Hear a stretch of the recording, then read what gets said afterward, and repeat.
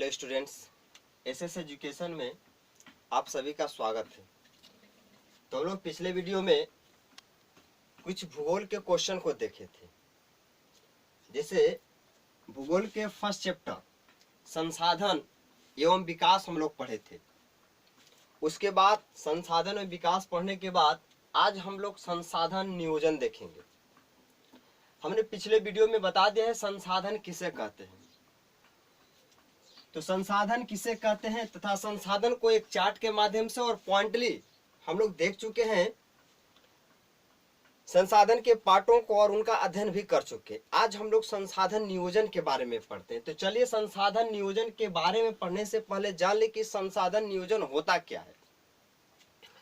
तो आप देख सकते हैं कि संसाधन का विवेकपूर्ण उपयोग ही संसाधन नियोजन कहलाता है। कहने का अर्थ है कि संसाधन का विवेकपूर्ण उपयोग ही संसाधन नियोजन कहलाता है। यानी किसी भी संसाधन का उपयोग, जैसे हम पिछले वीडियो में पढ़ चुके हैं, किसी भी संसाधन चाहे कोयला हो या पेट्रोल हो, यह एक संसाधन के रूप में माना जाता है। यह एक लिमिट संसाधन होता है।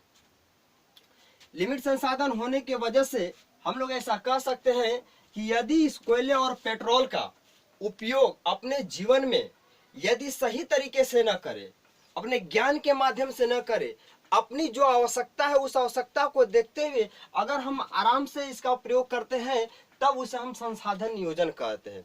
जैसे कहने का मतलब कि अगर कोयला अगर हमें 25 केजी की जरूरत है तो हम अपने जीवनचर्या में 25 केजी का ही इस्तेमाल करना चाहिए।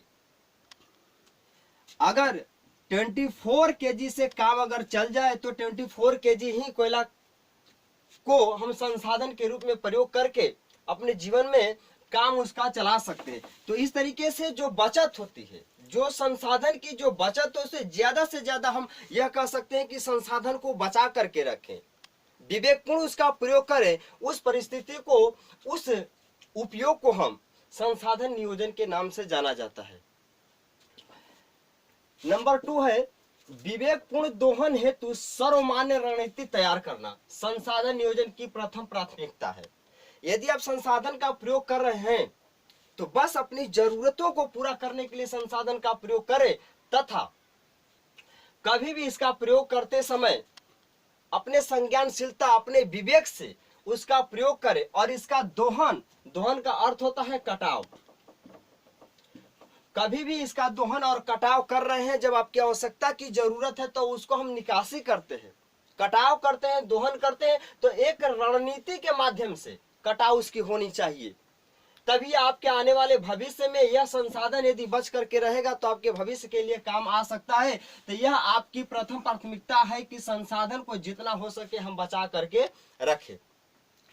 संसाधन को बचा करके रखना किसी भी राष्ट्र के विकास के लिए यह सबसे आवश्यक बात होती है। ज्यादातर अगर देखा जाए तो भारत जैसे देश के लिए तो संसाधन नियोजन करना सबसे बड़ी बात है, क्योंकि भारत में संसाधन नियोजन करने का कारण है कि भारत की जनसंख्या जो है बहुत तेजी से बढ़ रही है, और साथ साथ भारत में संसाधन की जो उपयुक्तता है, जो अधिकता है संसाधन की, वह भारत में बहुत कम मात्रा में उपलब्ध है। इस तरीके से अपने देश की जो संसाधन है, उस संसाधन को देखते हुए हम अपने जीवन में, हम अपनी आवश्यकताओं को पूर्ति करने के लिए संसाधन का विवेकपूर्ण इस्तेमाल या उपयोग करना चाहिए। तो चलिए एक नजर हम देख लेते हैं भारत की जो जनसंख्या है वह किस रफ्तार से बढ़ रही है और कितनी हो रही है। इस प्रकार से हम संसाधन नियोजन का प्रयोग भारत के लिए किस स्टेज पर कर सकते हैं। तो थोड़ा सा हम जब भारत की जनसंख्या की बात कर रहे हैं तो आज भारत की थोड़ी सी जनसंख्या की एक नजर डाल लेते हैं कि भारत की जनसंख्या किस प्रकार से रही है। चलिए तो हम लोग देखते हैं थोड़ा सा भारत की जनसंख्या को। संसाधन नियोजन में हम पढ़ रहे थे, और यह सबसे जरूरी है संसाधन भारत के लिए बचा करके रखना। तो आप देख सकते हैं आंकड़ा हमने भारत की जनसंख्या पर एक नजर डाला है।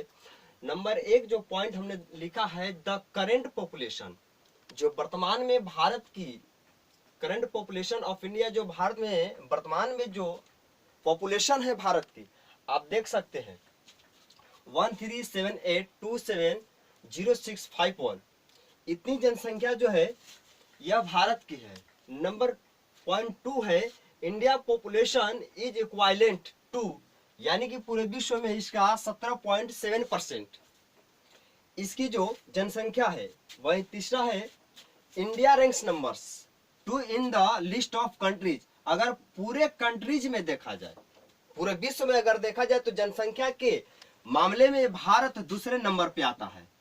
चाइना विश्व में सबसे पहला देश है जिसकी जनसंख्या बहुत ज्यादा है, और उसके बाद भारत की जनसंख्या इतनी तेजी से बढ़ती गई कि यह चाइना के बाद यह दूसरे नंबर पे, अर्थात कहें तो पूरे विश्व में पूरे कंट्री की बात करें तो चाइना के बाद दूसरे नंबर पे हमारा देश जनसंख्या के मामले में आता है। Point number 3, the population density in India is 464 पर वर्ग किलोमीटर। अगर इनके घनत्व की बात करें, भारत की एरिया और पॉपुलेशन जो है, इनकी घनत्व की अगर बात करें तो भारत के घनत्व की जो पॉपुलेशन है 464 पर वर्ग किलोमीटर में, अर्थात 1 वर्ग किलोमीटर में 464 जो भारत की जनसंख्या निवास करती है। एंड 1202 पीपुल फॉर वर्ग मीटर। वही अगर लोगों की बात करें तो मीटर में, तो 1202 लोग 1 वर्ग मीटर में इतने लोग निवास करते हैं। 1202 लोग जो है 1 वर्ग मीटर में निवास करते हैं। इसके लैंड एरिया की बात करें, the total land area, Bharat की जो टोटल लैंड एरिया है आप देख सकते हैं 2973190 वर्ग किलोमीटर में यह भारत का क्षेत्रफल फैला हुआ है।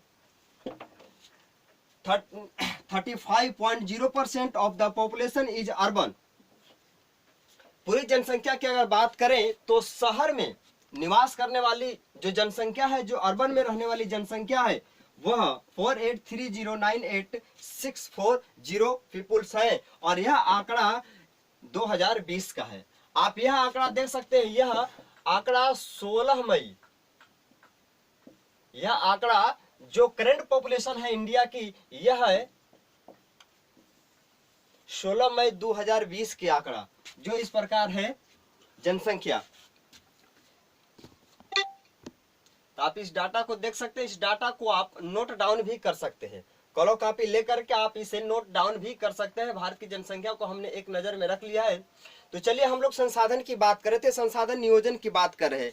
तो हम लोग भारत की अगर बात करें तो भारत में ऐसे कई प्रांत हैं जो संसाधन में, कुछ प्रांत अपने आप में संसाधन की ऊपर ज्यादा मात्रा में रखते हैं, तो कितने प्रांत हैं भारत में ही कि वहां नगण्य के बराबर संसाधन उपलब्ध होते हैं। भारत की अगर बात करें तो भारत के किसी प्रांत में बहुत सारे ऐसे प्रांत हैं जिसमें संसाधन जो है प्रचुर मात्रा में उपलब्ध होता है, जबकि कुछ ऐसे प्रांत होते हैं जहां प्रचुर मात्रा में संसाधन उपलब्ध नहीं होते हैं। वहीं दूसरी तरफ अगर देखें तो कोई कोई ऐसा प्रांत है जिसमें बहुत ज्यादा भंडार है संसाधन के। जैसे देखिए, अगर झारखंड की बात करें,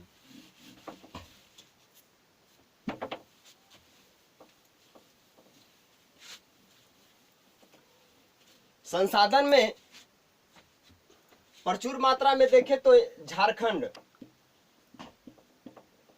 एमपी, मध्य प्रदेश, छत्तीसगढ़,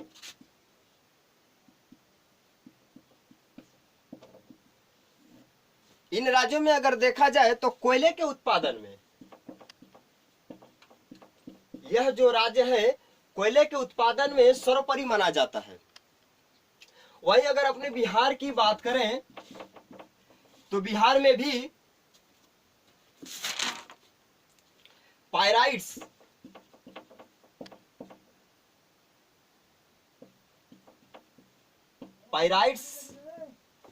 एवं खनिज की जो मात्रा है सबसे अधिक पाई जाती है। तो इस प्रकार से हम लोग कह सकते हैं कि झारखंड, एमपी, छत्तीसगढ़, वहीं सौर ऊर्जा की अगर बात करें तो राजस्थान में। तो इस प्रकार से कुछ भारत के प्रांत हैं जिसमें प्रचुर मात्रा में संसाधन उपलब्ध होते हैं, लेकिन अगर इनके अलावा कोयले के अलावा जैसे कोयले में झारखंड, एमपी, छत्तीसगढ़ यदि कोयले के उत्पादन में प्रचुर मात्रा में सबसे अधिक मात्रा में उपलब्ध कराते हैं कोयला, वहीं बिहार जो है पायराइट्स और खनिज में सबसे अधिक मात्रा में उपलब्ध कराते हैं संसाधन। लेकिन दूसरे संसाधन में ये लोग गरीब माने जाते हैं, इनके पास दूसरे संसाधन नहीं होते हैं। जैसे अगर बिहार में पायराइट्स और खनिज हैं तो यहाँ बिहार में कोयले और पेट्रोल का कमी है, प्रचुर मात्रा में नहीं है। वहीं झारखंड, एमपी, छत्तीसगढ़ में अगर कोयले का प्रचुर मात्रा है तो यह दूसरे संसाधनों में गरीब है। तो इस प्रकार से यदि झारखंड, एमपी, छत्तीसगढ़ में कोयले का उत्पादन प्रचुर मात्रा में है तो हमें जान रहे हैं कि हमें भारत के प्रांत में अब कोयले उत्पादन नहीं है, तो हमें कोयले का उपयोग सही तरीके से विवेकपूर्ण और संज्ञानशीलता से करना चाहिए, ताकि झारखंड, एमपी, छत्तीसगढ़ में उपलब्ध कोयले का जो खान है वह जल्दी समाप्त न हो जाए और अपने भविष्य के लिए यह काम न आ सके। इस प्रकार से हमें हर हाल संभव में संसाधन नियोजन का प्रयोग करना चाहिए, ताकि झारखंड, एमपी, छत्तीसगढ़ जैसे राज्यों से कोयला का खनन समाप्त न हो जाए और आराम से हमें इसका उपयोग करना चाहिए। वहीं संसाधन नियोजन होता है, संसाधन नियोजन के माध्यम से हम इसे बचा करके रख सकते हैं। चलिए तो आज हम उसके बाद पढ़ते हैं भारत में संसाधन नियोजन। भारत में संसाधन नियोजन, संसाधन नियोजन की अगर बात करें तो संसाधन नियोजन एक जटिल प्रक्रिया तो जरूर है, लेकिन अगर सावधानी पूर्वक से अगर एक विवेकपूर्ण से अगर किया जाए तो इसे बचा करके भी रखा जा सकता है, संसाधन को उपलब्ध कराया भी जा सकता है। जैसे संसाधन नियोजन के निम्न रूपों को बांट करके हम लोग अध्ययन करते हैं। चलिए तो संसाधन का जो नियोजन है उसको कुछ पॉइंटली हम लोग बांट करके देखते हैं कि संसाधन नियोजन को एक जटिल प्रक्रिया मानते हुए हम उसका प्रयोग किस प्रकार से करें, ताकि हमारे जीवन में संसाधन नियोजन के माध्यम से संसाधन को बचा करके रखा जा सकता है। तो चलिए हम कुछ पॉइंट को नोट डाउन करते हैं। चलिए तो हम लोग संसाधन नियोजन को निम्न तरीके से बांट करके इसका अध्ययन करते हैं कि देश में संसाधन है तो किस प्रकार से इसको हम बांटते हैं और उसका नियोजन करते हैं। नंबर 1 है कि देश में विभिन्न प्रदेशों में संसाधनों की पहचान कराने के लिए सर्वेक्षण करना। कहने का अर्थ यह है कि देश के विभिन्न प्रदेशों और प्रांतों में जाकर के संसाधनों की पहचान करना है। किसी भी देश के उसके प्रांत और प्रदेशों में जाकर के संसाधनों की पहचान करना है और उसका सर्वे करना है कि संसाधन है कि नहीं है, संसाधन किस मात्रा में उपलब्ध है। इस तरीके से सर्वेक्षण करना चाहिए संसाधन का। नंबर 2, यदि सर्वेक्षण आप कर लेते हैं तो सर्वेक्षण उपरांत मानचित्र तैयार करना एवं संसाधनों का गुणात्मक एवं मात्रात्मक आधार पर मापन या आकलन करना। नंबर 1 में आप किसी भी प्रदेश में जाइए, किसी भी प्रांत में जाइए, उसका सर्वेक्षण कीजिए। संसाधन का सर्वेक्षण करने के बाद एक मानचित्र, एक मैप तैयार कीजिए, एक नक्शा तैयार कीजिए उस संसाधन को, और उसके गुणात्मक और मात्रात्मक क्वांटिटी का जो मापन है उसका आकलन कीजिए कि इसकी जो संसाधन है, जो सर्वेक्षण किया गया है, मानचित्र जो तैयार किया गया है, उसकी मात्रात्मक क्या है, उसकी क्वांटिटी क्या है। इस तरीके से आप संसाधन का सर्वेक्षण कर सकते हैं, संसाधन को पा सकते हैं। नंबर 3, संसाधन विकास योजनाओं को मूर्त रूप देने के लिए उपयुक्त टेक्नोलॉजी कौशल नियोजन का रूपरेखा तैयार करना। यदि आपको संसाधन मिल जाता है, संसाधन का मात्रात्मक एवं गुणात्मक मापन हो जाता है उसके आधार पर, तो आप किसी टेक्नोलॉजी का प्रयोग करके आप उसका प्रयोग अपने विकास और आवश्यकताओं की पूर्ति कर सकते हैं। नंबर 4, राष्ट्रीय विकास योजना एवं संसाधन विकास योजनाओं के मध्य समन्वय स्थापित करना। कहने का मतलब कि जो संसाधन विकास है, जो इनकी योजनाएं हैं, और राष्ट्रीय विकास की जो योजनाएं हैं, इन दोनों के बीच में इसका समन्वय होना सबसे जरूरी चीज है, तभी संसाधन का उपयोग सही मात्रा में हम लोग कर सकते हैं। अगर संसाधन सर्वेक्षण, संसाधन संरक्षण की अगर बात की जाए तो संसाधन संरक्षण के पढ़ाने से पहले मैं आपको कह दूं कि संसाधन नियोजन को जो बांट करके 4 पॉइंटों में हमने आपके सामने रखा है, इसको आप आराम से नोट डाउन कर सकते हैं। कलम कापी उठाइए और इसको नोट डाउन कीजिए। उसके बाद संसाधनों का जो संरक्षण है, तो संसाधनों का संरक्षण कहने का मतलब है, संरक्षण का मतलब होता है कटाव। संरक्षण का अर्थ होता है कटाव, संसाधन का कटाव। तो इसका कटाव बहुत तेजी से बढ़ रहा है, संसाधनों का कटाव सबसे तेजी से बढ़ रहा है।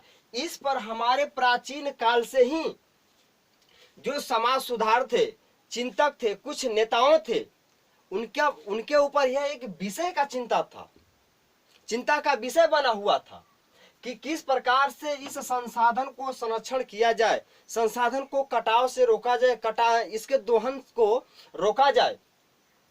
इन सारी चीज प्राचीन काल से, आज से नहीं, प्राचीन काल से ही यह हमारे एक चिंता का विषय बना हुआ है। बहुत सारे सुधारक, जैसे महात्मा गांधी की अगर बात करें तो महात्मा गांधी ने कहा था, संरक्षण तेजी से बढ़ रहा था, संसाधन का कटाव तेजी से हो रहा था, तो महात्मा गांधी बोले थे कि हमारे पास पेट भरने के लिए सब कुछ है, लेकिन पेटी भरने के लिए कुछ भी नहीं है। यानी कि उनके कहने का अर्थ यह था कि हमारे पास पेट भरने के लिए सब कुछ है, पेटी भरने के लिए कुछ भी नहीं है। यह हमारे देश के शुभचिंतक, समाज सुधारक महात्मा गांधी ने ऐसी बातें कहे थे। और वह कहे थे संसाधन के संरक्षण, संसाधन का जो तेजी से कटाव हो रहा था, उसको लेकर के उन्होंने अपने बात को कहे। और उसके साथ साथ बहुत सारे ऐसे समाज सुधारक और नेता थे जिन्होंने कहा था, जैसे कहें कि मेधा पाटेकर एक नेता थे,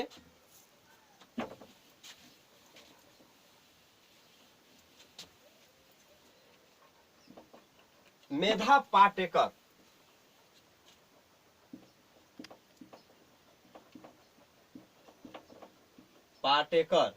मेधा पाटेकर ने कहा था, नर्मदा बचाओ,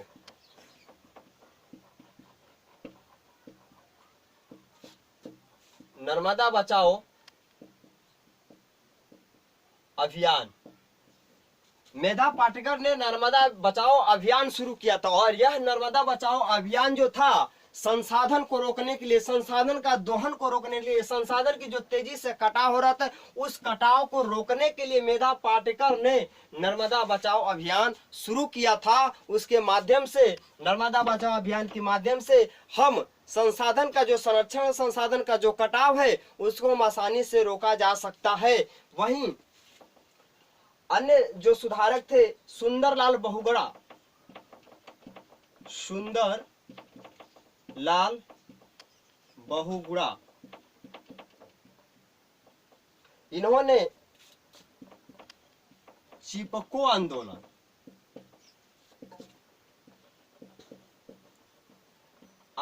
शुरू किया था। आपको पता होगा कि सुंदरलाल बहुगुणा ने चिपको आंदोलन शुरू हुआ था। एक कहानी थी कि उस समय पेड़ों का जो तेजी से दोहन हो रहा था, चिपको आंदोलन के माध्यम से वहां के लोग पेड़ों को जाकर के पकड़ करके चिपक जाते थे, जिसके वजह से जो काटने वाले होते थे पेड़ को, वे लोग पेड़ को नहीं काट सकते थे।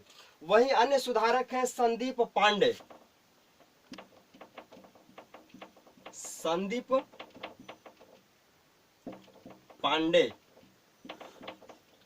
संदीप पांडे ने जो वर्षा का जल है, उस वर्षा के जल को जल संचय किया। जल संचय का अर्थ, जल संचय को, वर्षा के जलों को वह एकत्रित किया, इकट्ठा किया। और उस जल को एकत्रित करके वह क्या किया कि संसाधन संरक्षण को बचाते बचाते उन्होंने पृथ्वी पर पानी को रोका और उससे कृषि कार्य को प्रारंभ किया। तो आप देख सकते हैं कि संदीप पांडे ने जल संचय को रोका।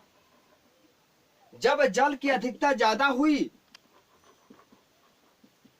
वर्षा की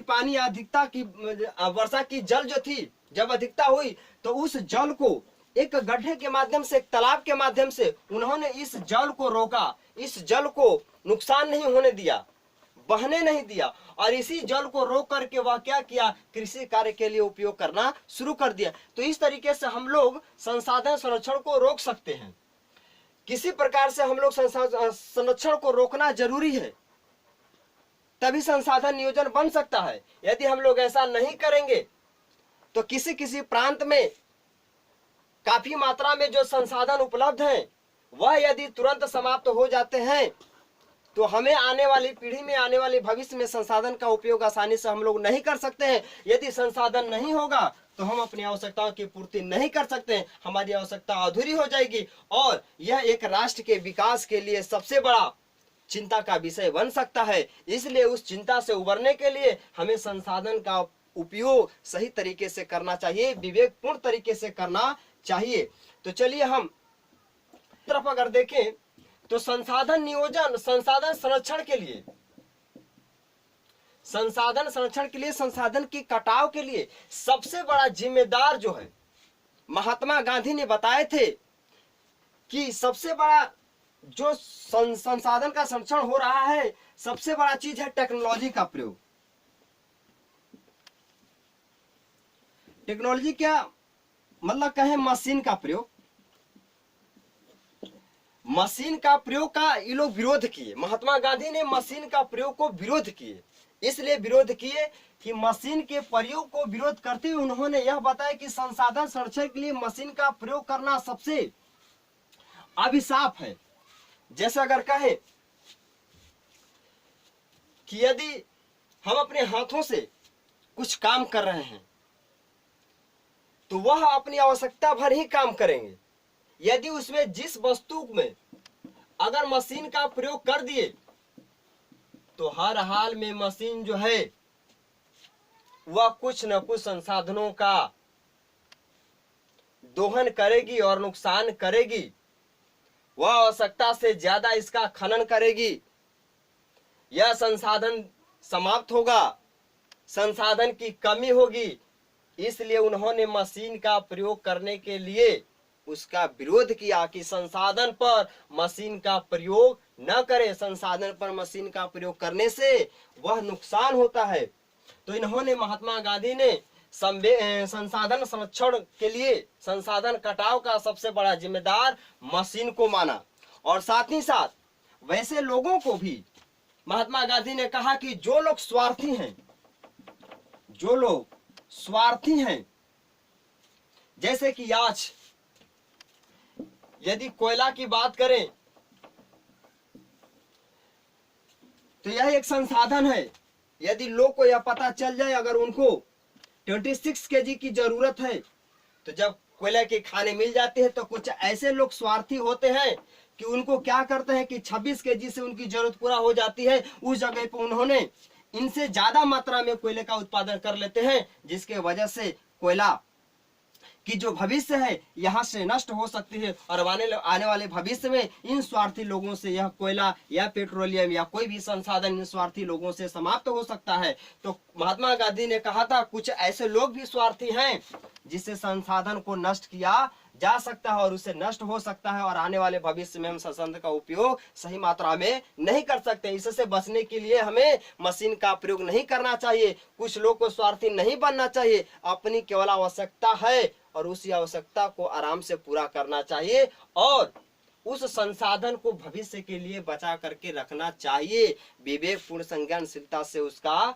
उपयोग अपने जीवन शैली में करना चाहिए। इस प्रकार से हम लोग संसाधन संरक्षण को बचा सकते हैं, संसाधन नियोजन अपना सकते हैं। तो चलिए कुछ हम पॉइंट आते हैं संसाधन नियोजन के लिए जो एग्जाम के लिए सबसे महत्वपूर्ण पॉइंट हो सकता है।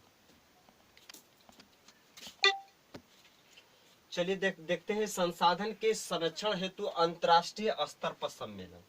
संसाधन को बचाव के लिए, संसाधन की जो तेजी से कटाव हो रहा था उसको बचाने के लिए कुछ अंतर्राष्ट्रीय स्तर पर सम्मेलन हुआ था।